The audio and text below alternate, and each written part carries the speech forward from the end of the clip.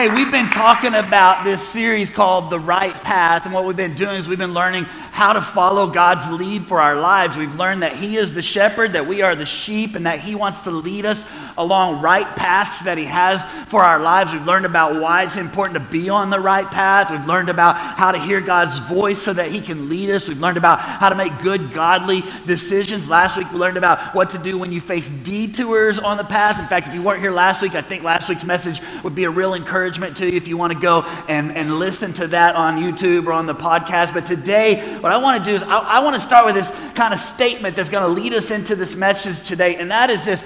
I don't believe that it's just God's calling for our lives to follow His path for us, but I believe it's also His calling that we would lead our families on the right path. How many of you believe that, right? In fact, I want to talk a little bit to the moms and dads in this room. I know it's Father's Day, but I want to talk to moms too. I want to talk to the parents in the house today. In fact, could I just get a little survey? How many parents do we have in the house? Come on, all over the place. Raise your hand. Yes. So many parents in the house. And here's what I noticed. How many of you have one kid? You're a parent of one. Okay, there's a few. How many of you have two kids? How many of you have three or more kids? How many, let's say 5 kids or more? There's a couple. All right, we're praying for you. We love you.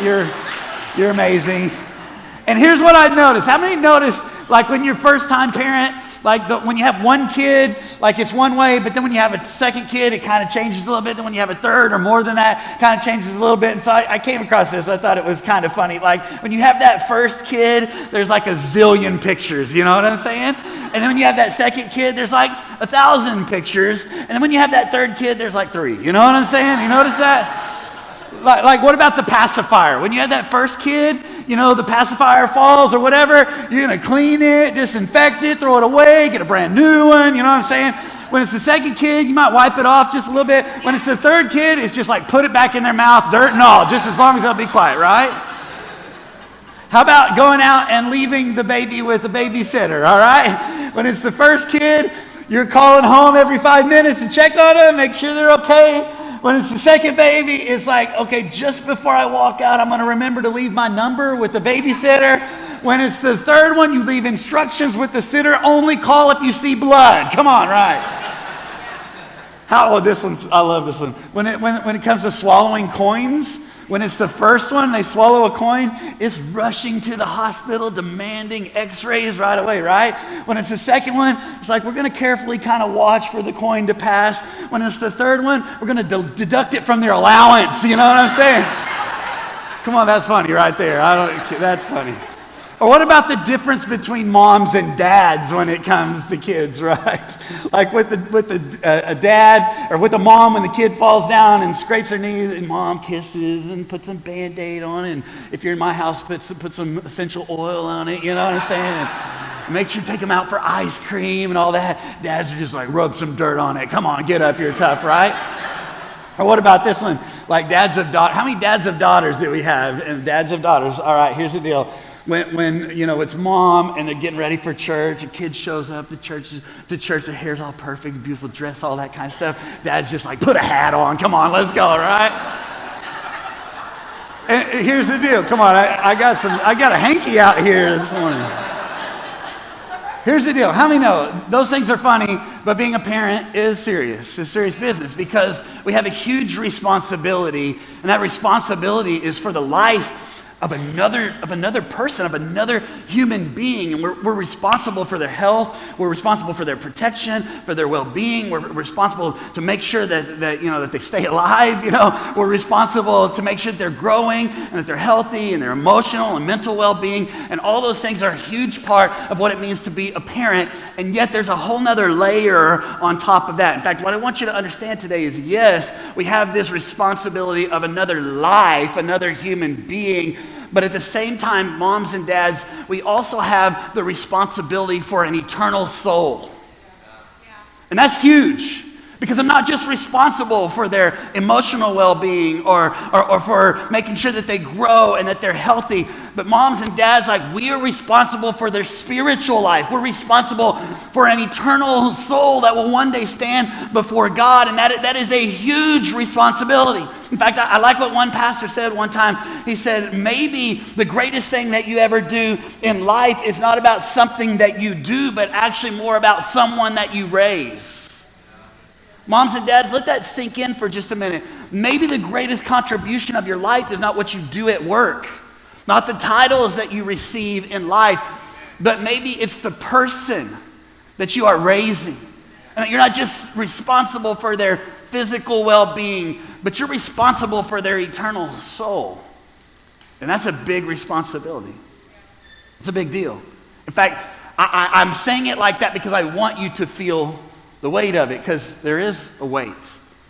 And what do we do about that? Well, the scripture teaches us about this, that as parents, like, we have this responsibility to not just follow the right path, but also to make sure that we're helping our children to follow the right path. And the proverb writer talks about this in Proverbs chapter 22 and verse number 6. Look what he says. He says, start children off on the what? On the way they should go, and even when they are old, they will not turn from it.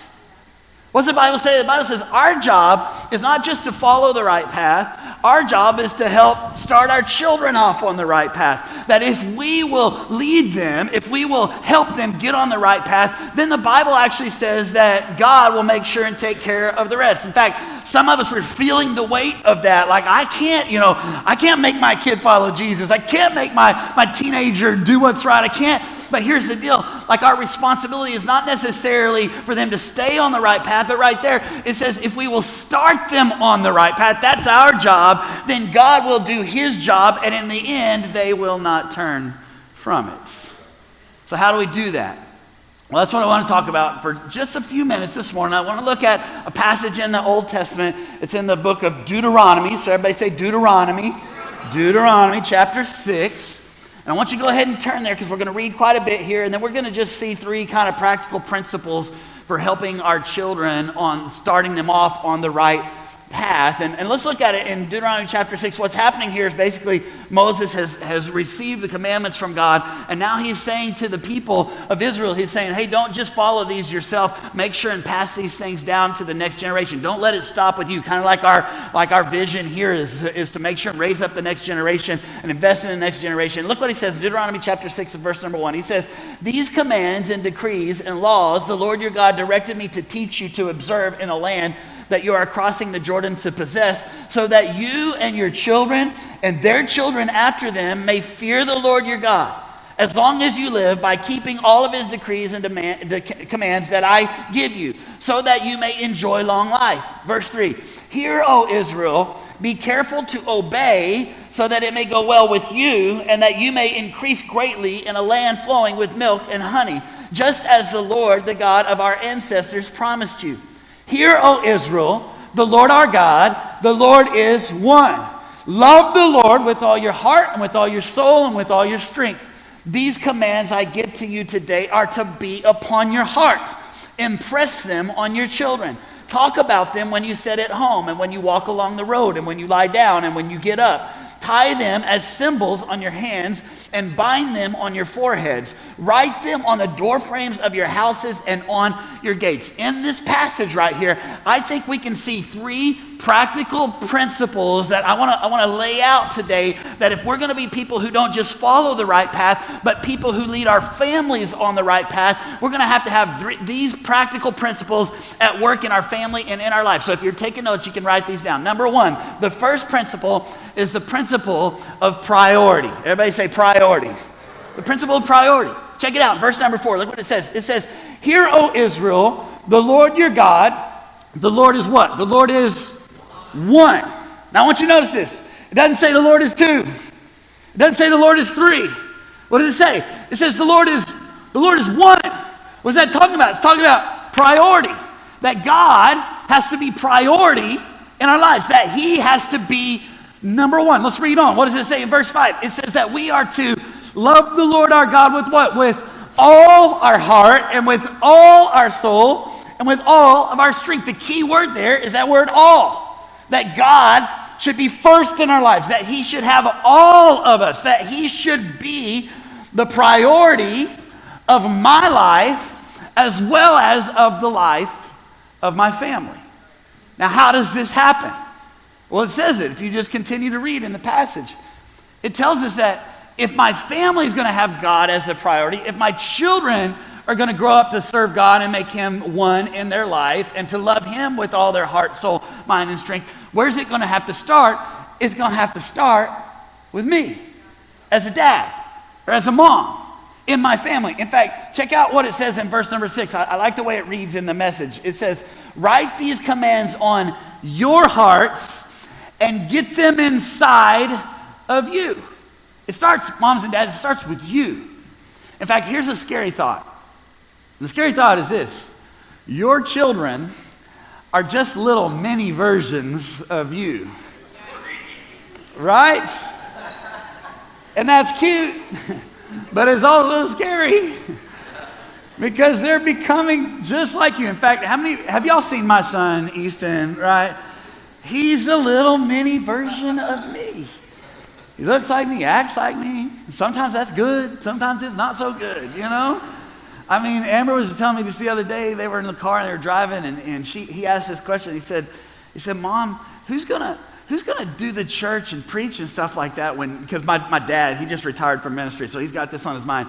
When dad retires, who's gonna preach and who's gonna lead the church? And Amber said, well, I don't know, we'll have to see, when that time comes.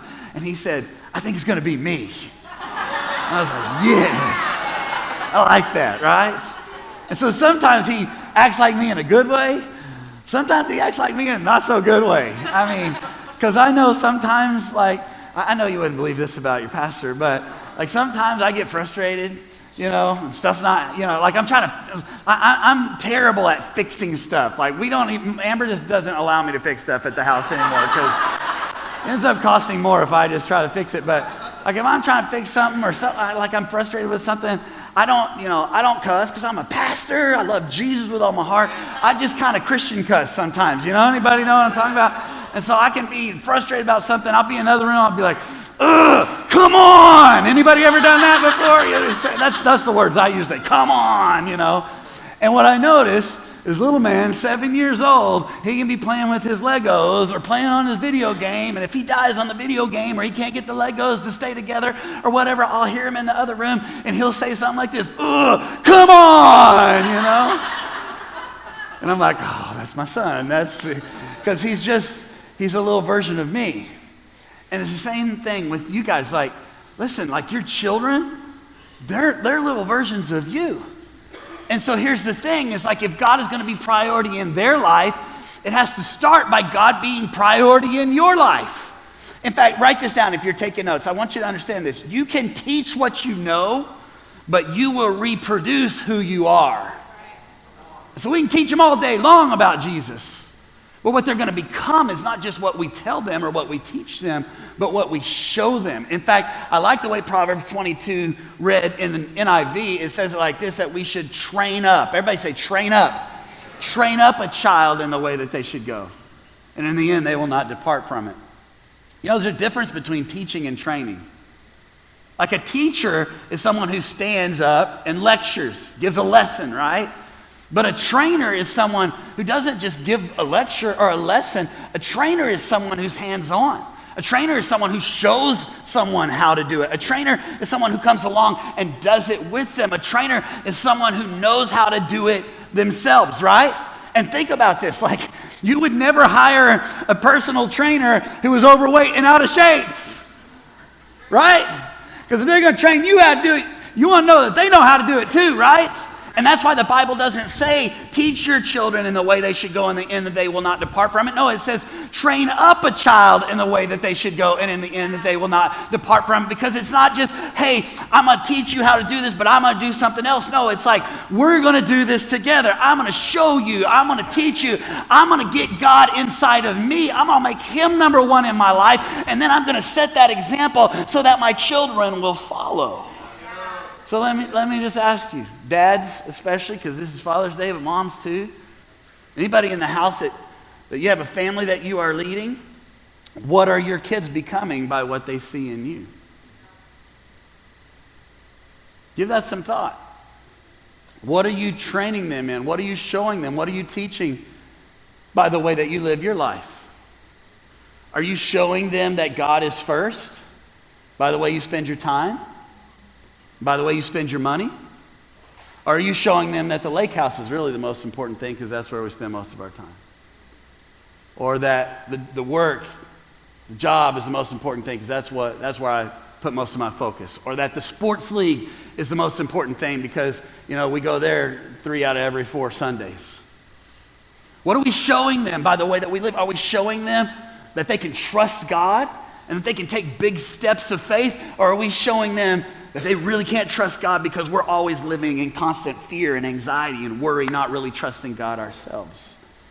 Are we showing them to be loving and gentle and kind and to possess the fruit of the Spirit in their life? Or are they learning from us to be nice to people's face but gossip and criticize and complain behind their backs? See, it starts with this principle of priority. God has to be first in my life if I ever want there to be a chance for God to be first in my children's life. The principle of priority. Number 2, second principle, and that is the principle of consistency. Everybody say consistency. It's not just about something we do once. It's about the stuff that we do over and over and over and over and over. It's consistency. In fact, let's go back to our text in verse number 6. Let's read it again, and then we're going to break it down. Look what it says in verse 7. It says, "These commands I give to you today are to be upon your hearts. Impress them." Everybody say impress them. Impress them on your children. How many know children are impressionable? So we're going to impress these things upon our children. And how are we going to do it? By being consistent. Look what it says. We're going to talk about them when we sit at home and when we walk along the road and when we lie down and when we get up. We're going to tie them as symbols on our hands and bind them on our foreheads and write them on the door frames of our houses and on our gates. Notice this. I want you to see 3 areas from this little passage here that we need to have consistency in our families if we're going to not just go along the right path, but show them how to be on the right path too. The first one is this, is that we're going to have to consistently say the words.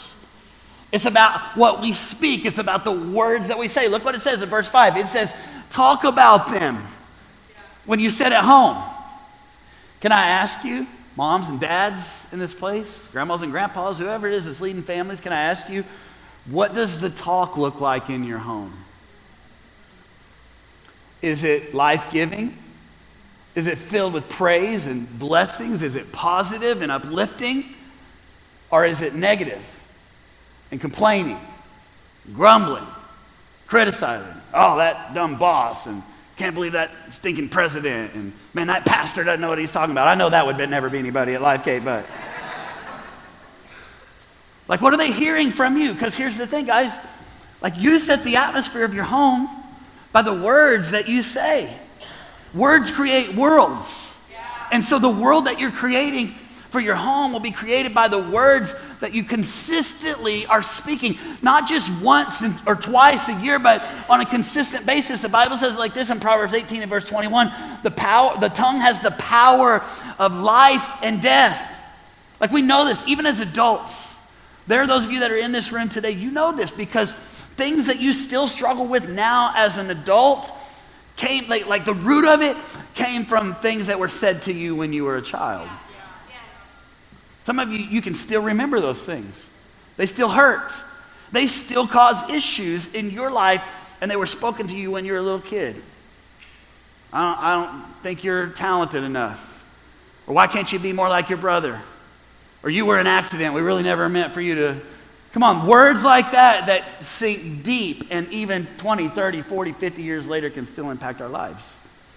But on the other hand, guess what, moms and dads? We can speak words of life into our children that when they're 25, 35, 45, 50 years old, they are still remembering those words of affirmation, those words, those life-giving words that were spoken to them by their dads and by their moms. In fact, when I think about this, I think about Jesus, and I think about the words that the Father spoke over Jesus on that day when he went to be baptized and the Holy Spirit descended like a dove, and then there was a voice from heaven. One of the very few times in the Bible where you actually hear an audible voice from heaven, and the Father speaks over his Son Jesus. And I want you to notice the words that he says. He says, "This is my Son, whom I love, and I am well pleased with him."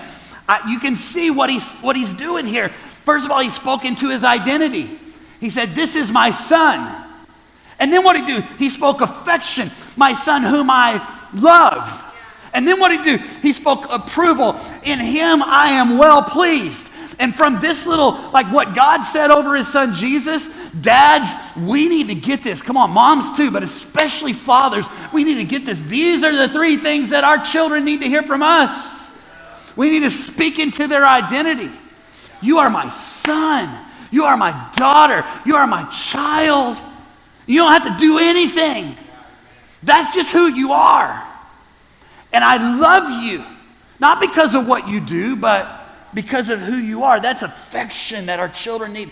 Dads, can I just tell you something? Dads, sometimes I love to tell my children I love them, but I know there are a lot of dads that have a hard time saying those words. Get over it. Because your kids need you to say those words. And they need to hear it every single day, multiple times a day. You are my son. I love you. And then approval. I am well pleased with you. I'm proud of you.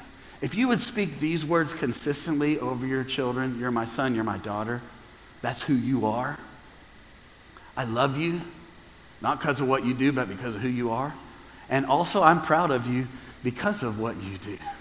If you'd speak those over your children, it would make a huge difference. We got to consistently speak the words. Letter B, we got to consistently spend the time. Look what it says, verse 6. "These commands I give to you today be upon your heart. Impress them on your children.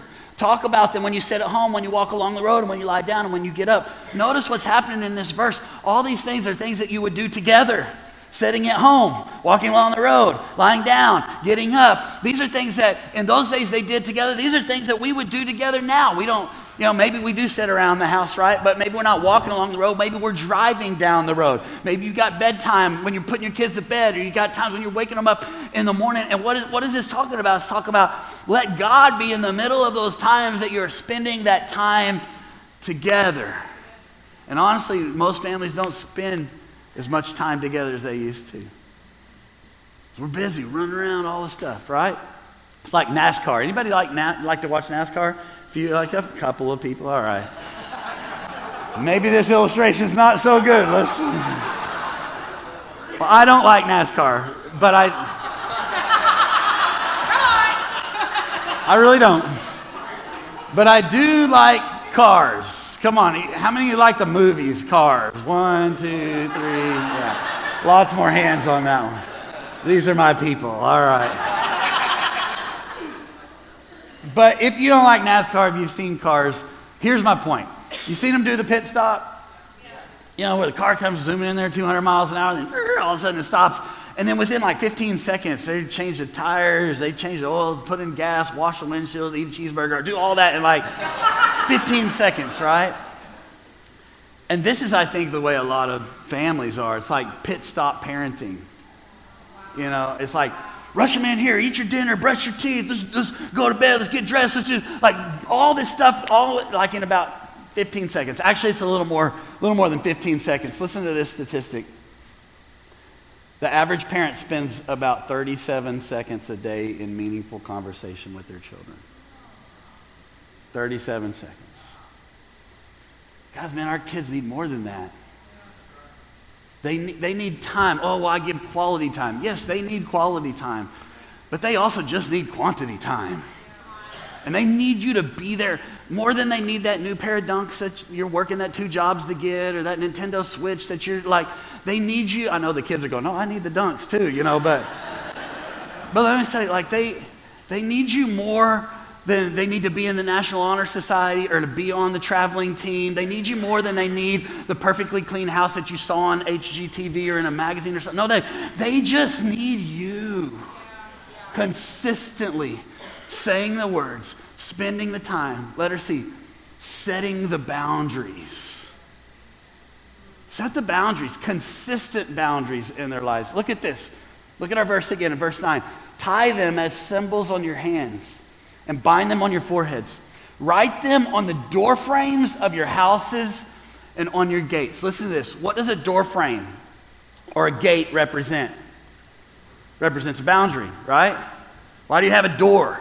Because there's a boundary there. What does it do? It protects. It keeps the good stuff in and the bad stuff out, right? That's what a gate does. That's what a door does. And that's what he's talking about here when he says, I want you to remember these commands, write them on the door frames and write them on the gates, because this represents the boundaries, and those boundaries there are to protect. Why?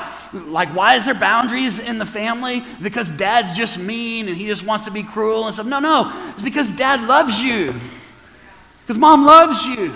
Because mom wants to protect you from things, wants to keep the bad stuff out and the good stuff in. And so we set some boundaries. We write some things on door frames and gates, and we say, these are things that we don't do.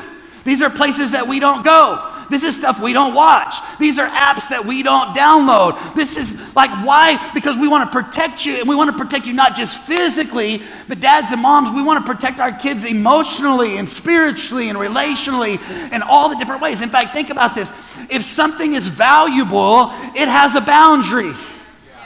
Right? You don't just get on your phone and go on your bank account with no password. Why? Because there's money in that bank account. So you put a password, you put a boundary there because it's valuable. You have keys to your car, you have keys to your house. There's boundary there because the car is valuable, because there's stuff inside of it that's valuable. If our children are valuable, and they are, then we have to set good, godly boundaries. And moms and dads, listen, your kids will push back on those boundaries. That's just what they do, right? But here's what I want you to notice. In the passage, he didn't say set the boundaries first. That was the third thing that he said. First thing he said was spend time and say good, positive words. And then set boundaries. Listen, if your kids are going to push back no matter what, but if they know that you have spoken words of life over them and that you have spent time with them, if they know that you love them, then they're much more likely to receive the boundaries, not as dad or mom's being mean, but as dad really loves me. And even as much as they'll push back in their heart, they're going to know my parents care for me because they spent the time and they said the words and they care enough to set the boundaries, right? All right. Principle of priority, principle of consistency. Number 3, I got to hurry. Number 3, the principle of community. This one's shorter, all right? Y'all are like, yeah, all right, I don't believe that, but it is. Listen. You are not the only, dads, moms, you are not the only influence in your kids' lives. And it's not meant to be that you're the only influence in their lives. They need other godly men and women in their lives to speak into them, to spend time with them, to show them love. Like you need a community. In fact, this is what was happening in Deuteronomy chapter 6. In America, we have, when we talk about family, we got dad, mom, and a couple of kids. But in the Hebrew times when that was written, family wasn't just dad, mom, and a couple of kids lived under one roof. It was like the whole family, like dad, mom, grandma, grandpa, aunts, uncles, nieces, nephews. They were all under one roof. It wasn't just dad and mom that had the influence. It was aunt and uncle and grandma and grandpa and everyone bringing influence into the lives of those children. So when it's talking about all these things, it's talking about not just dad and mom, it's talking about other people. And here's what I want you to understand, is that dad and mom, you have the greatest influence in your children's lives, but you're not the only influence. And so that, you know what that means? That means you need other people to come along. You need some coaches, and you need some teachers, and you need a youth pastor and some youth sponsors, and you need a kids pastor and some kids workers, and you need a pastor, and you need some friends from life group, and you need aunts and uncles, and you need other people in their lives to speak into them, to help them to get on the right path and to stay on the right path. In fact, this is why it's so important, moms and dads, that we get our kids in those environments where they're going to have those people speak into their lives. That's why we get our kids I can't tell you enough. It's why it's not just important you come to church on Sundays. It's important that you're here so that your kids are in kids' church and live kids on Sundays, because then Pastor Cassie can also speak into their lives. And what she's going to do is she's going to back up the things you've been trying to teach them. Come on. And that's why we need people serving in live kids, because it's those people in there serving that are pouring into those kids. And that's why I think I'm going to step on toes and get in trouble here. But don't just bring your kids into this service. No, put them back there, because they don't just need to hear from you and me. Like, they need people in their lives to do that. That's why it's important on Wednesday nights that you do everything that you can, not just once or twice, but consistently. If you have a teenager, to get them to LifeGate Youth on Wednesday nights, because you need a youth pastor and some youth sponsors and some people pouring into them. That's why it's important. Like, I know it's expensive, but it's important to get them to camp and to send them on the missions trip and to everything that we can do to get them around other people, that it's not just us that's pouring into them, but other people are pouring into them, because this is a principle. It's a principle of priority. It's the principle of, what was the second one? The principle of consistency. That's why I have that little note there. It's the principle of community. It's why this stuff matters, guys. I know I'm getting a little fired up today, I know, but it's just because this stuff, I was just thinking about this as I was praying this morning, getting ready for service, and I was thinking about being a dad. Honestly, it's the greatest honor of my entire life. I was getting a little emotional this morning because I was just thinking, man, like, nothing's better than that. I was thinking about, I don't know if y'all have seen that movie, Hook. It's an old movie, like, with Robin Williams, and, you know, Peter Pan grew up, and then he's got to go back. And we did it at the movies the last time. I think it was the last time we did it at the movies we did it, but I was thinking about that this morning and how he forgot what his happy thought was, and so he couldn't fly anymore and whatever. And then all of a sudden, like, when he finally remembered what his happy thought was, he's just soaring again, and what his happy thought was he just always wanted to be a dad.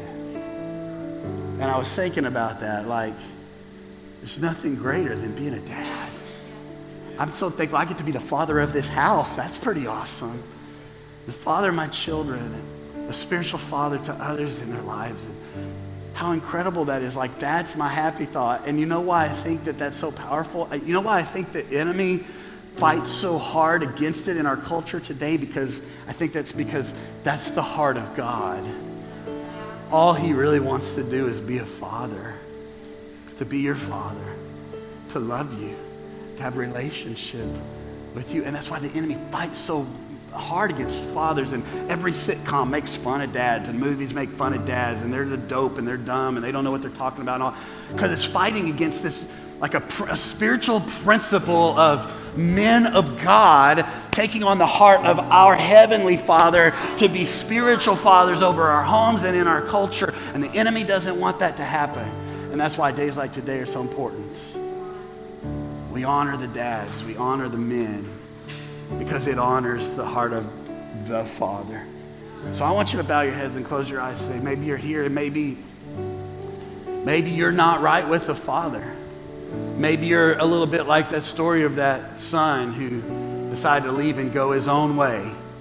But you know what happened? You know what's amazing about that son who tried to go his own way? He got out there, he did his own way, and then he realized it wasn't as great as he thought it was going to be.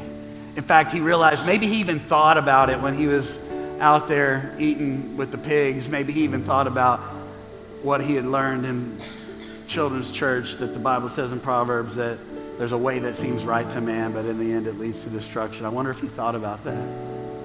He realized, I went my own way, and then it ended up here. I'm eating pig slop, and if I could only just go back, maybe the Father would allow me to be a servant in his house. And so he went back, and he realized that the Father didn't want him to be a servant. The Father, all he ever cared about was that he would be his son.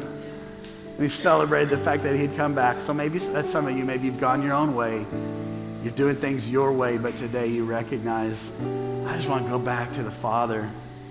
Maybe you've never had a relationship with the Father. Maybe you've walked away from the Father, but today's the moment. This is the day, the time. You're going to go back, and humbly we're just going to say, God, we need you. And you know what's going to happen? He's not going to say, well, you can be a servant in my house. No, he's going to say, Come on, get the ring, put it on his finger.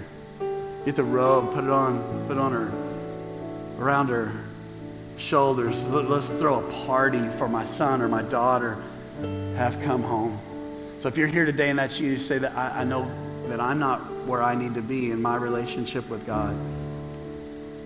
But I want him to be my Father. And I'm ready to follow his ways with all my heart. Thank you for joining us online today. Make sure and hit subscribe to this channel and hit the bell for more notifications. We can't wait to engage with you this week.